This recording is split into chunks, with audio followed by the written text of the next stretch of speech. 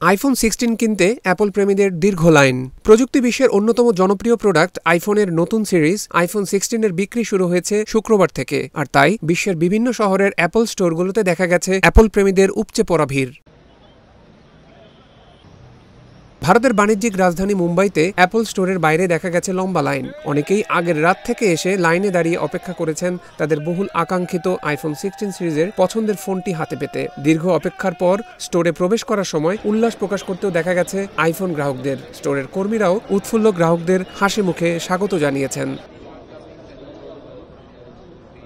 উজ্জ্বল শাহ নামের উৎসাহী একজন গ্রাহক জানান, তিনি 21 ঘন্টা লাইনে দাঁড়িয়েছিলেন সবার আগে স্টোরে প্রবেশ করার জন্য। তিনি বলেন, আমি আমার জীবনে কখনো এতটা আনন্দ অনুভব করিনি। ভারতের বাজারে আইফোন 16 সিরিজের বেজ মডেলটির দাম ৭৯,৯০০ রুপি এবং প্রো মডেলের দাম ১,১৯,৯০০ রুপি।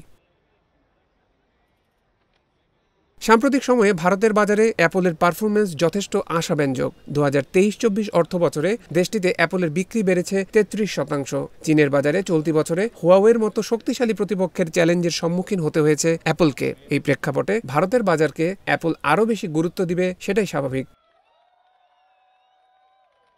উল্লেখ্য, গত ৯ই আগস্ট অ্যাপলের কুপারটিনো হেডকোয়ার্টারে অনুষ্ঠিত ইটস গ্লো টাইম ইভেন্টের মাধ্যমে পর্দা ওঠে বহুল আলোচিত এআই ফিচার সমৃদ্ধ আইফোন 16 সিরিজের।